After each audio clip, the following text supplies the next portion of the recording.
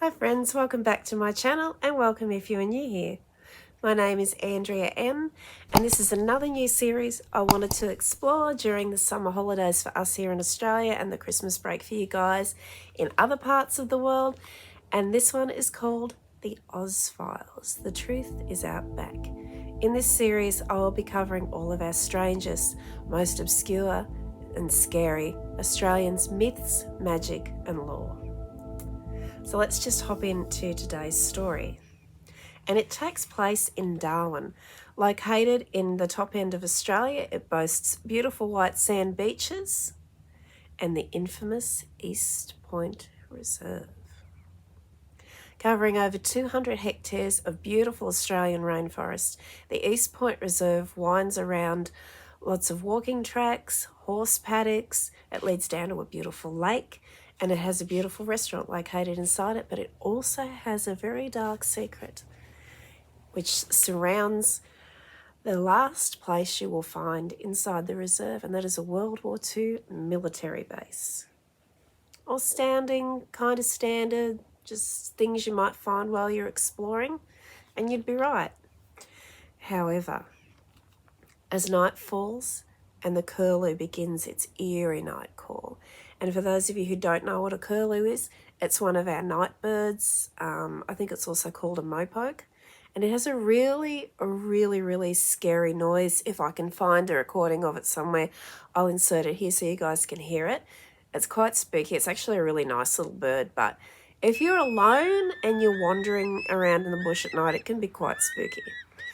So as the curlew begins its night call and the shadows invade the myriad of poinciana trees, spreading their shadows across the road like spilled ink, she appears, coalescing out of the darkness, her arms outstretched, her long dark hair tangling in her face, wearing a torn and ruined white dress smeared with a red familiar substance, her scream rendering the darkening sky.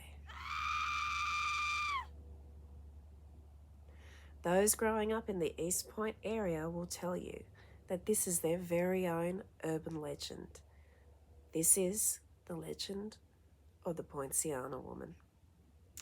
Like many similar tales across the globe, the legend of the Poinciana Woman of East Point begins with a very gruesome story. So firstly, there are some conflicting points on the nationality of this lady. Some say she was a beautiful brown-skinned Asian lady. Some say that she was a beautiful Aboriginal lady, which it does track with the multicultural diversity of Darwin. Even back in the day, there were many Macazan fishermen in the area, there were Southeast Asian fishermen in the area, and there was the military that was in the area. So she could have been a wife of one of the military men, one of the fishermen. She could have been a local Aboriginal lady.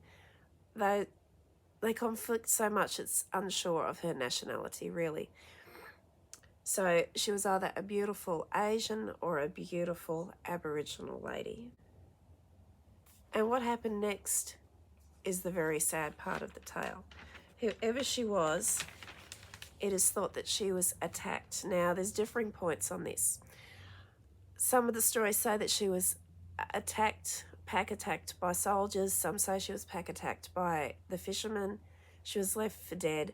She survived the attack. However, she ended up pregnant, and it is thought that she took her own life, and she took her life under the poinciana trees at East Point. Other conflicting stories as to the origin of East Point's most feared spectre. So one point was pretty much the story I just told you. The other one was slightly different to that. It stated that she was an Asian lady with long nails who was attacked by blonde-haired, blue-eyed soldiers. And they mortally wounded this lady, and then they hung her from the beams in the barracks at the East Point military base. And this is thought to be why she is always haunting that particular area and why she mainly attacks men. However this eerie piece of Australian lore was conceived, the locals of East Point will all agree there is definitely an eerie presence lurking under the poinciana trees of East Point to this very day. From sightings of a woman in white with long hair and fingernails to disembodied screams rending the humid night air in Darwin, the legend of the Poinciana woman is alive and well. But who was she really? And did any of this really happen at all? So after much searching of Darwin police reports, I had a look on Trove, I had a look on the Missing Persons Register. There's not really much about this lady, and that could be because of the age of the case. It could be because it was never officially reported. And you have to think, if this happened back in the day, the early 1900s, 1930s, whenever this may have happened to this lady, it was kind of the time of men, and she may have thought that she wasn't going to be believed. She may have thought she was going to disgrace her family if she told anybody what happened. And there may have been like some communication barriers if she was in fact Asian, or even if she was of Indigenous descent. She may not have spoken English, and she may not have thought anybody would understand, and maybe she just felt completely hopeless. So that could be why there is nothing officially on record of what happened to the Poinciana lady. It is also thought the origins of the Poinciana lady... It's so hard to say, I'm sorry. This is like the 6th take I've done of this video. Bear with me. It is also thought the origins of the Poinciana woman... I may need coffee. I always need coffee. Could also lay in Southeast Asian mythology, where she is known as, and I hope I'm saying this correctly for any Southeast Asian people watching, Poinciana. So the spelling looks like it's pronounced Pointiniac, but when I looked up the correct pronunciation here on YouTube, thank you so much for that, to the channel that helps you learn how to pronounce things properly, it's Poinciana. This version of the story follows as she was a beautiful brown-skinned Asian woman, as we've mentioned before, who was pack-attacked, became deranged, and took her life underneath the Poinciana trees. But this version gets a little bit icky. She stalks her victims using her long nails to rend them apart, and she eviscerates them, and then she feeds on the remains. So that's kind of the icky part of the story. It is also thought that the Poinciana was brought to Darwin by Asian fishermen. Those numbers were growing in Darwin in the 1930s, and their compelling stories had the locals in their thrall. This theory does conflict, however, with locals' accounts of her always being associated with the trees at Eastpoint, and her abuser's nationality does change, but hers doesn't. She always stays the same. She's either thought to be Asian or Aboriginal. And back then people were kind of ignorant, and they could have just looked at her and maybe just seen her in the dark and thought, oh, well, she's Asian or she's Aboriginal. That could be why her nationality conflicts, but the nationality of and the positions of the men change. It's either it was soldiers or it was fishermen or it was some other pack of men that attacked this poor woman.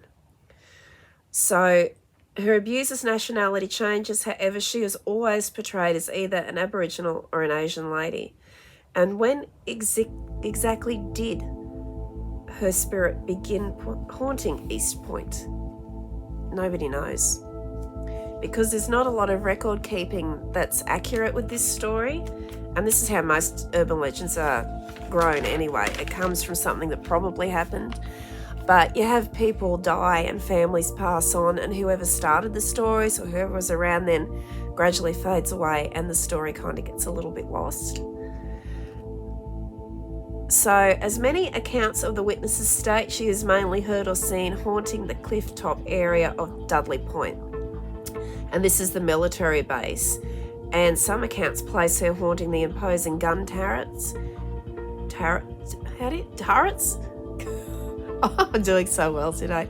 The imposing gun turrets and concrete structures of the base. So this harkens back to the soldiers, in fact, being responsible for her death. But, and here comes another twist. For some Darwin locals, she is a spectre who actually haunts a narrow walking track just off Alec Fong Lim Drive, a street running close to the reserve, hiding amongst the dense vegetation and the vines lays a very old, half-buried oil barrel. And I have seen a photo of this. If I can find the photographer's name, I will try and include it here because we don't want to have any copyright infringements or anything. However, if I can't find who took the photo, I'm not going to include it because I don't want to breach copyright. But there is a photo and there is a half-buried oil barrel, and there's like a white mist surrounding this oil barrel. And why she'd be hanging around this, I'm not exactly sure. But a woman in a white dress has also been spotted in this area. And the locals kind of took her into their hearts. So this is a nice twist in the story, that the locals actually wanted to do something nice for this poor lady, or whoever she is. And this may not even be the Poinciana lady. This could be another spirit, because you have to think, if this happened to one lady at this particular time when the Poinciana lady was kind of coming about, it could have happened to somebody else as well. And that's another thing we may never know for sure. But what happens here is she kind of appears around where this... Oh no, I'm going to be suffering succotash again. Where this barrel is half buried.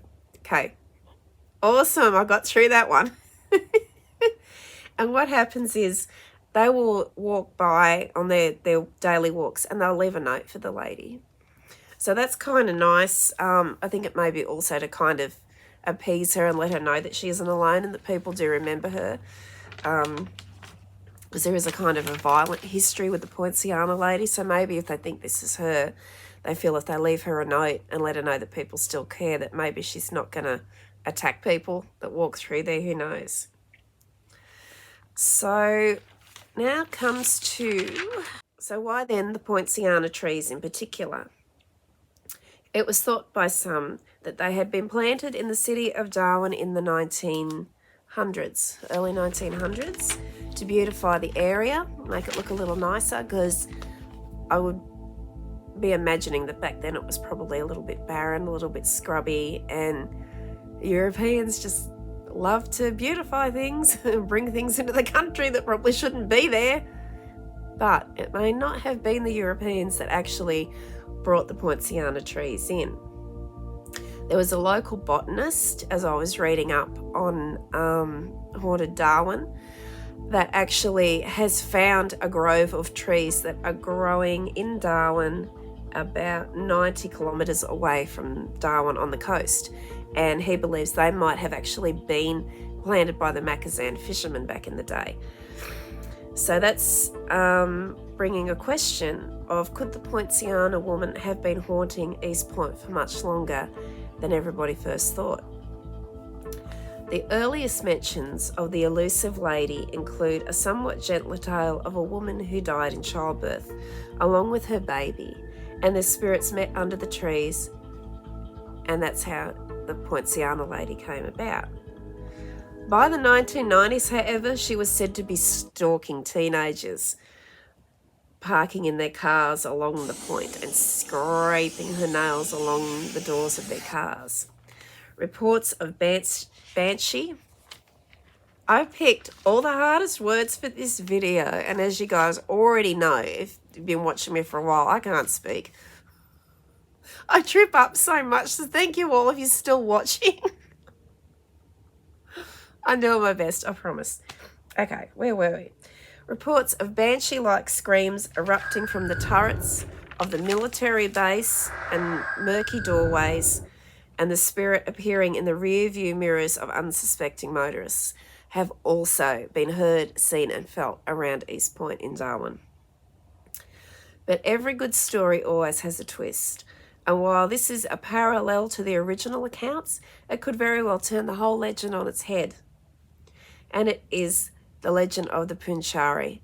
And I am also sorry again if I'm not pronouncing this word right. This is actually an indigenous word.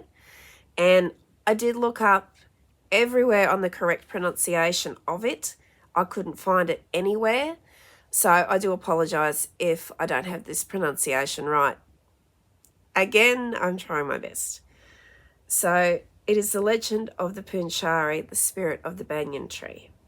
This version of the story was adapted from a poem by a local Darwin elder named Kathy Mills.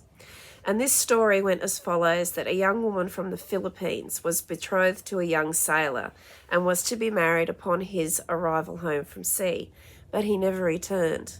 And it's not sure why he didn't return, but I'm hoping it was just because he got lost at sea and not that he didn't want to come back to her, because that's really sad and it just makes me feel so bad for her. Like the whole story, any of the stories about this poor lady, I mean, it just makes me feel so sad for her. And I can kind of understand why she has become such an angry spirit. That's if the legend is to be believed. The story continues that she cried so much sitting on the shore awaiting his return that she was washed out to sea. And when she came back into shore, she was barely alive and her body started taking nourishment from the land. And as she lay there, she turned into a banyan tree. The roots that drip down are said to be her hair, and her spirit yearns for men to shelter beneath her. However, she is also a master seductress, and the banyan clusters around Darwin are said to be her children. In a strange twist of fate, and this was actually documented, a Malay man was found deceased under a cluster of banyan trees at the end of Cavanagh Street in Darwin, where a hotel used to stand. It was the old Terminus Hotel. It's not there anymore. I believe it was burnt down in a fire. Did he fall victim to the Poinciana woman? Again, we'll never know. Elder Mills recalls the Poonchari lady has been part of the Indigenous local folklore since the 19th century, and that her spirit is still there in the banyan trees, her branches spreading like a net used by the fishermen from her island home. So the question in my mind is, as I said before, could there be two ladies? Could there be two Poinciana ladies? Could both stories be true? We may never know. But however, if you are driving through Darwin's humid darkness in the Eastpoint area, stay vigilant. You just might see a lady in a ruined white dress reaching out from under the cover of the Poinciana trees as you drive by just on sunset. So whether the Poinciana lady is real or not, we'll never know. I was looking to see if there are any photographs of her, if anybody had got any EVPs or caught her scream on the air. I couldn't find anything, but I will keep looking, and if I can find anything that actually has a bit of concrete proof about the Poinciana lady, I will include it in an update in a future video. But for today, that's going to do it. That's the legend of the Poinciana lady. And I really enjoyed this story because I had never heard of her before. I just started looking for obscure Australian myth and legend, and she was the first one that really sort of grabbed me in my heart, and I wanted to talk about her first because her story is so tragic.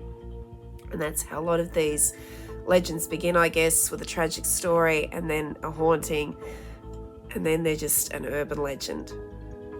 So whoever the Poinciana lady is, I hope she's resting peacefully tonight. And until next time, sleep tight, and I'll see you soon. Bye.